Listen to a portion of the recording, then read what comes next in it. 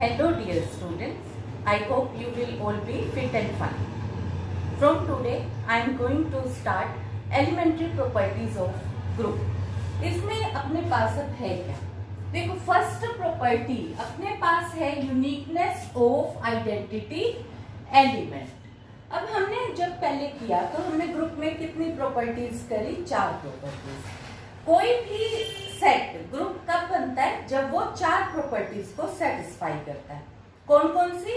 सबसे पहले थी हमारे पास क्लोजर प्रॉपर्टी, फिर एसोसिएटिव, फिर अब existence of identity and existence of inverse.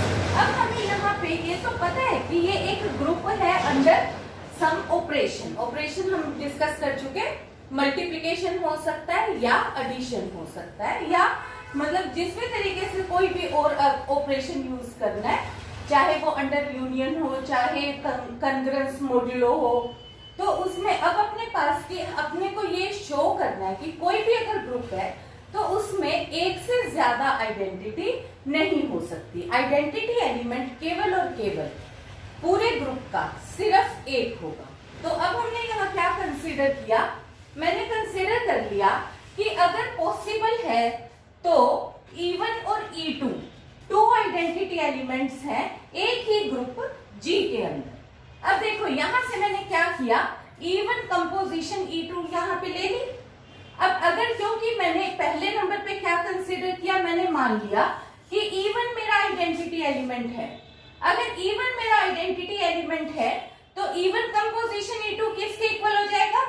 E2 के इक्वल. अगेन अब मैंने क्या कंसीडर कर लिया कि E2 मेरा आइडेंटिटी एलिमेंट है, तो यही एलिमेंट अब किस में कन्वर्ट हो गया? E1 में, क्योंकि अब E2 आइडेंटिटी एलिमेंट है, पर ये एलिमेंट तो एक ही है, तो इसका मतलब ये E2 is equal to E1 हो गया. तो इसका मतलब मेरे पास क्या हो गया कि ये अलग अलग कोई दो आइडेंटिटीज नहीं है, बल्कि ये दोनों एलिमेंट्स सेम है. ठीक है. अब हम अपना जो नेक्स्ट है ये है यूनिकनेस ऑफ इनवर्स एलिमेंट.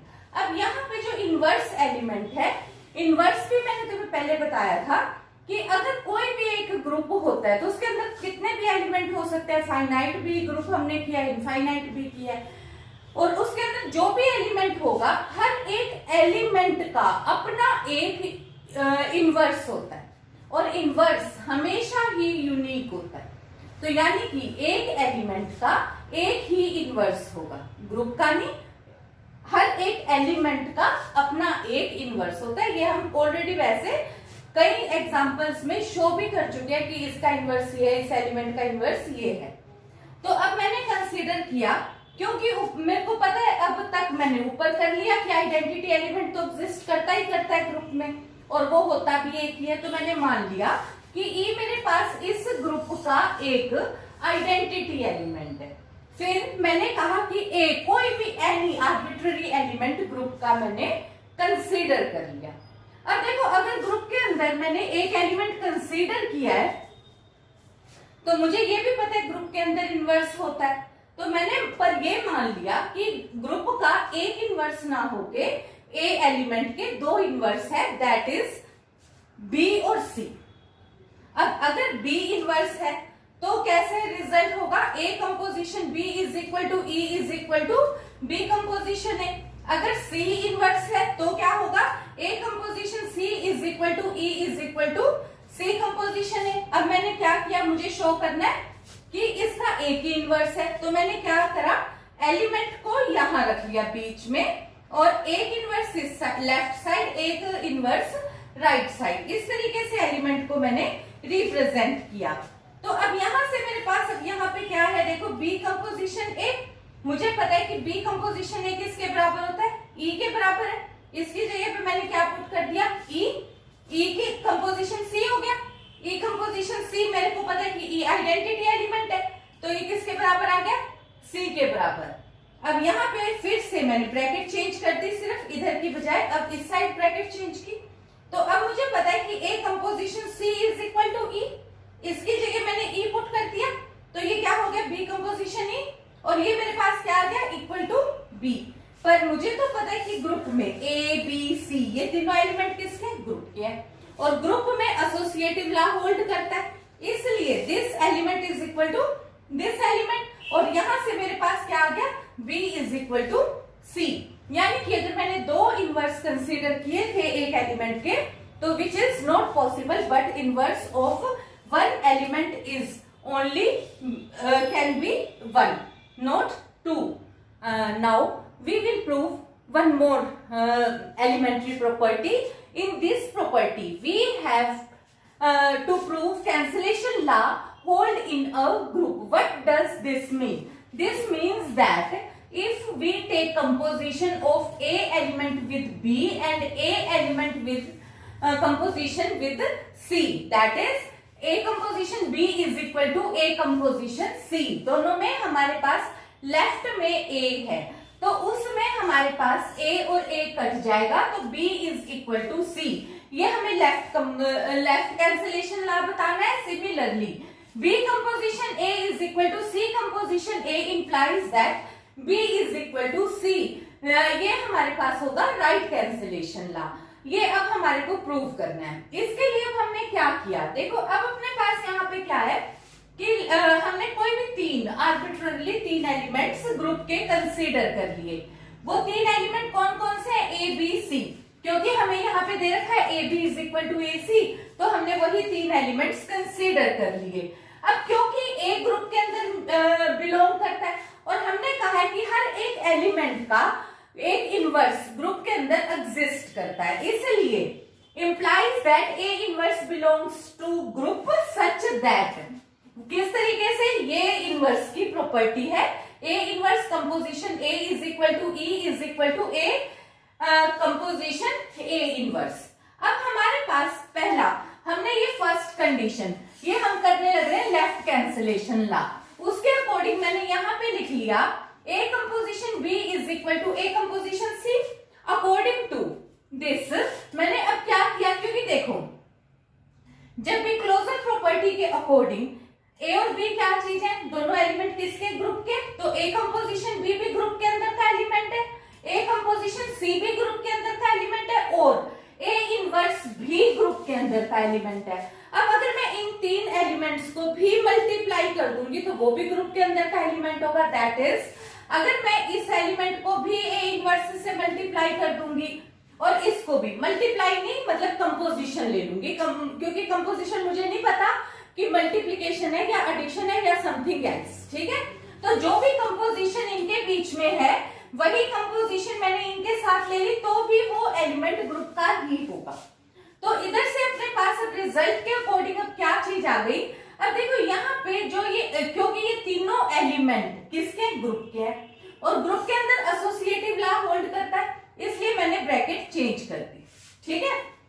अब यहाँ पे जब मैंने ब्रैकेट चेंज करी तो ए इनवर्स कंपोजिशन ए किसके इक्वल हो गई, it will be equal to identity element, identity into B will be equal to B. Similarly from there we get A inverse into A composition A, this will become E composition C will be equal to C. From there I get B equal to C. Okay.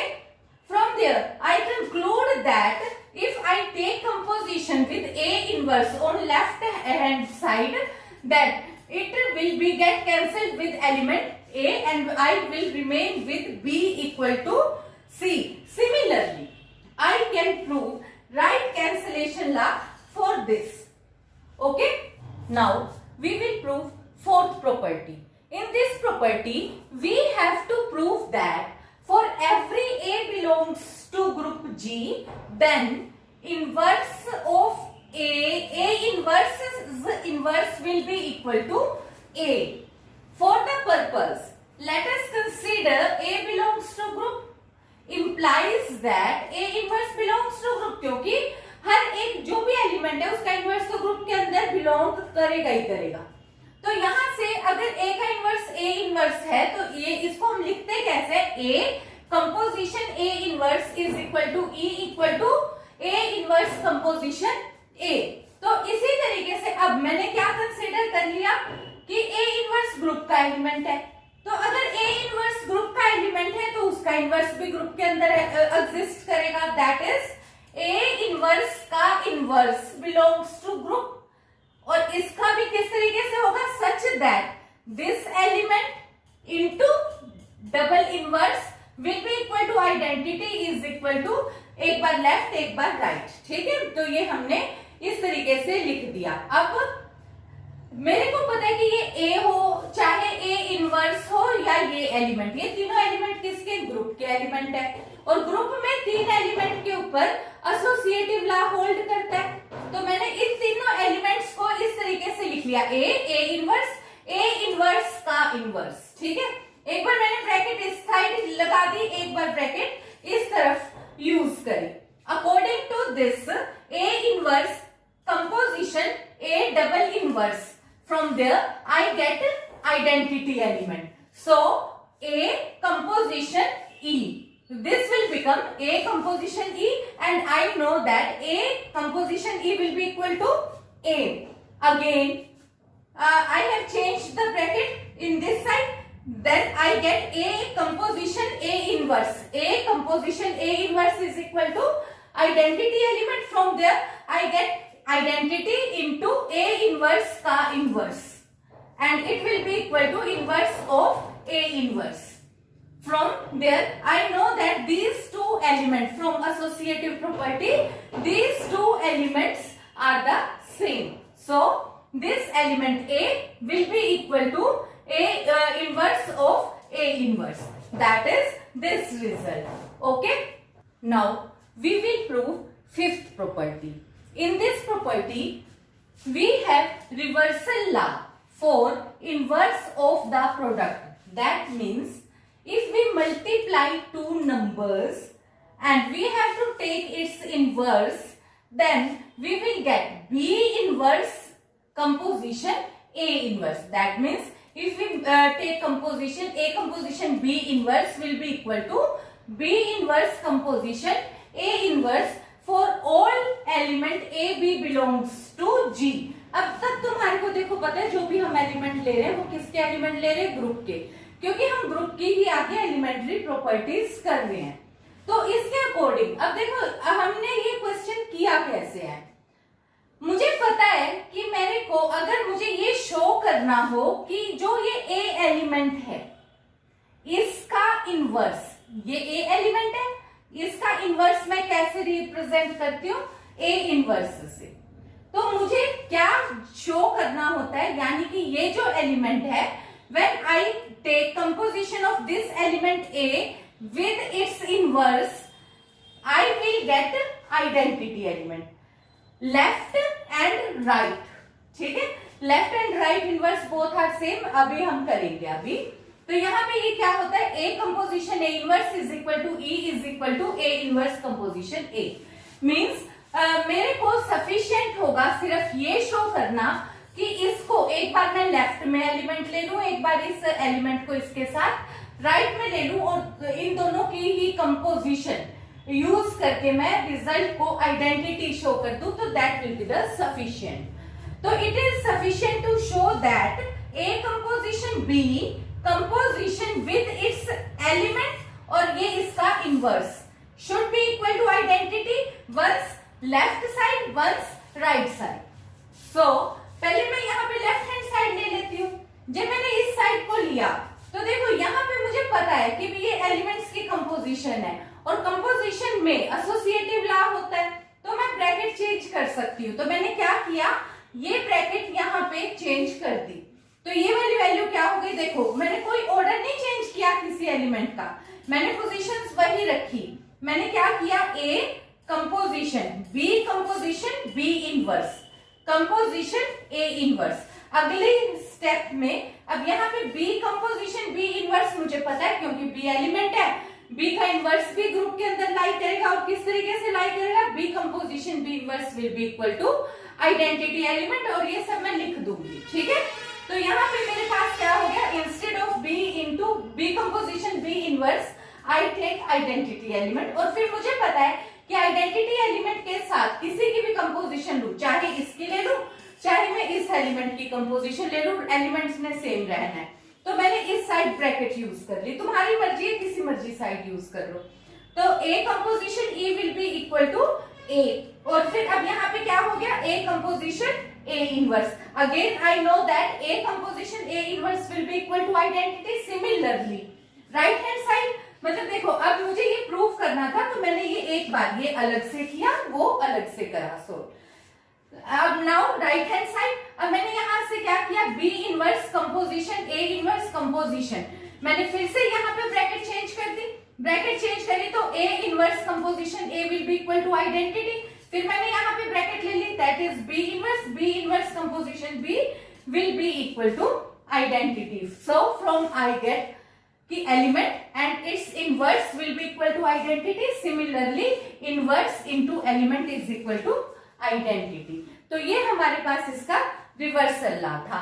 Now we will solve our sixth property. In this property we have if A and B, two elements belongs to a group G, then equation A composition X equal to B and Y composition A equal to B have unique solutions in G.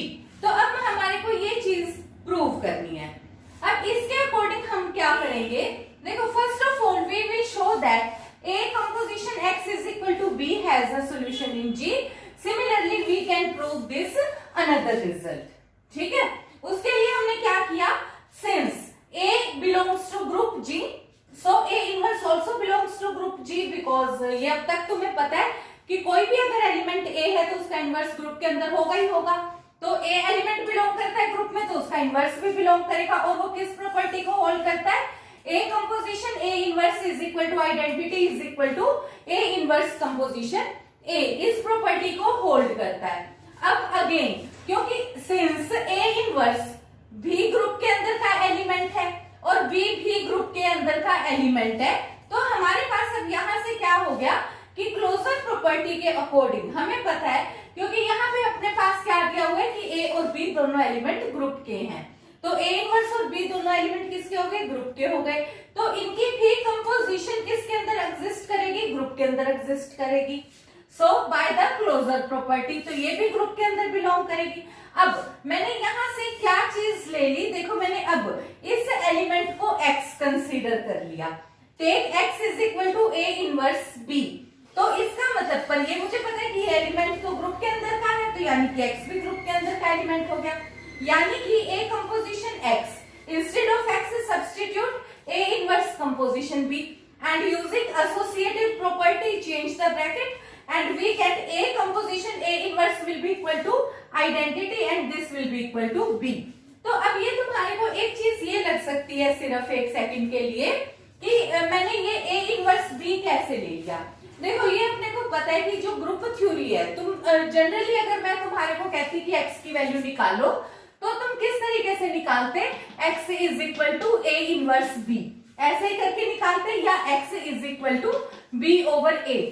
A over A क्या किया, inverse की shape में मैंने लिख लिया. तो मुझे ये थोड़ा थोड़ा आइडिया है कि मैंने किस तरीके से X की वैल्यू निकालनी थी.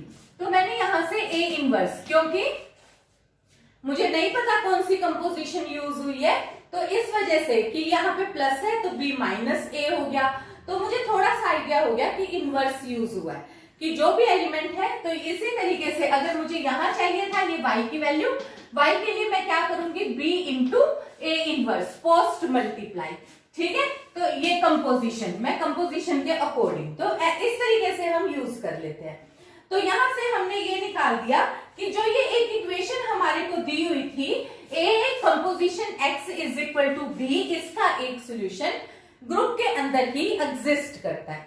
अब मुझे ये शो करना है कि एक इक्वेशन मुझे दी है तो उसके करस्पॉन्ड केवल और केवल एक ही सॉल्यूशन एग्जिस्ट करेगा. एक इक्वेशन के करस्पॉन्ड दो रिजल्ट नहीं हो सकते. तो मैंने अब इसकी यूनिकनेस के लिए क्या किया, have unique solution in G. तो मैंने कंसीडर कर लिया अगेन कि मेरा सॉल्यूशन जो है वो यूनिक ना होकर दो सॉल्यूशन आते हैं. तो एक सॉल्यूशन मैंने क्या कंसीडर किया, x1, दूसरा सॉल्यूशन मैंने कंसीडर कर लिया x2. अब क्योंकि वो सॉल्यूशन है तो यानी कि वो उस इक्वेशन को सेटिस्फाई करेगा. सो ax इधर मैंने x की जगह पे एक बार x1 सब्स्टिट्यूट कर दिया, एक बार x2. तो ये क्या बन गया, A composition x1 will be equal to B. Similarly, A composition X2 will be equal to B, but this B element is the same, so this element will be equal to this element. अब यहाँ पे क्योंकि मैं अभी group की ही properties करती आ रही हूँ, एलिमेंट्री प्रॉपर्टी, और उसमें मैंने कहा है कि अगर इस तरीके का रिजल्ट हो, देखो हम पहले भी मैथ्स में करते हैं कि भी ऐसे काट देते हैं, पर अब हम इसमें इस तरीके से नहीं काटते, हम लिखते हैं प्री मल्टीप्लाई या ऐड सब्ट्रैक्ट जो भी, क्योंकि अकॉर्डिंग टू कंपोजिशन हमें नहीं पता कौन सी है, तो हमने यहाँ पे क्या यूज करा, कैंसिलेशन ला। मैंने इसको ऐसे ही नहीं काट दिया, तो मैंने क्या किया कि बाय लेफ्ट कैंसिलेशन ला, तो ये ए और ए कट गया, मतलब ये कट गया और हमारे पास क्या आ गया, x1 is equal to x2. So I get its unique solution. Similarly, I can solve the result for this equation also.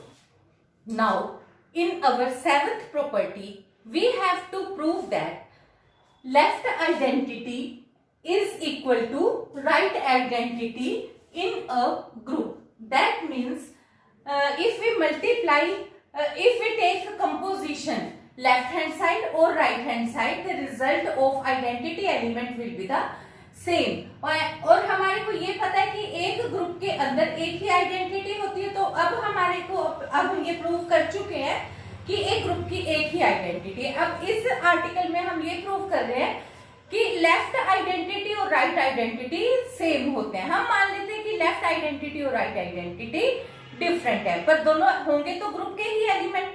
तो इसका मतलब है कि हमने मान लिया E and E dash be the left identity and right identity of a group. E composition E dash obviously closure property के according group का ही एलिमेंट होगा, तो ये वाला एलिमेंट E dash के इक्वल होगा। क्यों? क्योंकि मैंने E को लेफ्ट आइडेंटिटी कंसीडर किया है, तो इस टाइम मेरा E आइडेंटिटी एलिमेंट है, ये कोई एनी अदर एलिमेंट। अब इसी तरीके से मैंने ये कंपोजिशन ले ली, अब यहाँ पे E dash मेरा राइट आइडेंटिटी एलिमेंट है, तो इस बार इसकी कंपोजिशन से मेरे को क्या मिला, E, but this element is the same, so this will be equal to E dash will be equal to E. From there I get left identity is equal to right identity in a group.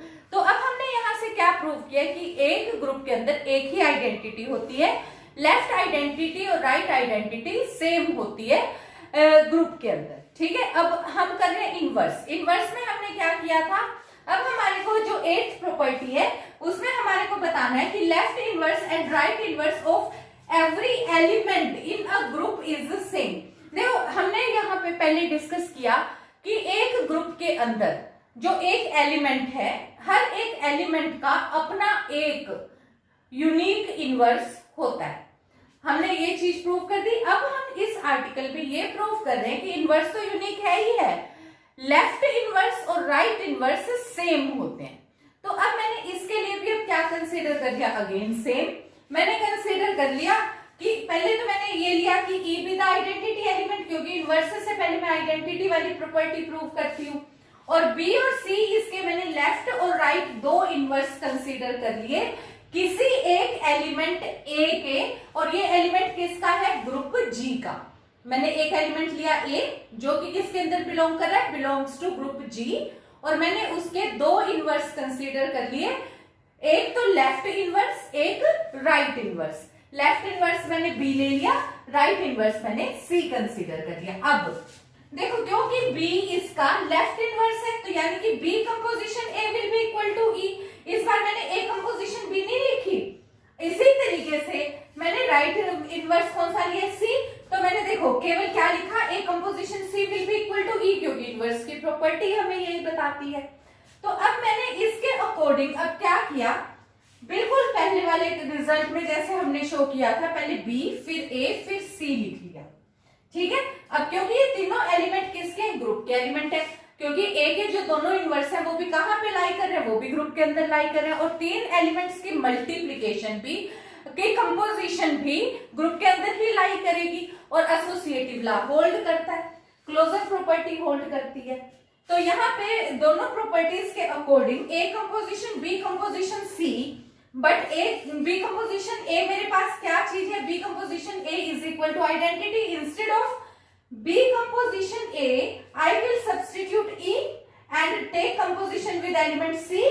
then E composition C will be equal to C. Again, change the bracket. There B composition A composition C, I will get B composition E according to this result, and this will be equal to B composition E will be equal to B. And using associative property, this element is equal to this element, so B is equal to C. From there I get inverse, left inverse is equal to right inverse. तो आज का काम हम अपना यहीं पे wind up करते हैं. Have a nice day. Thank you.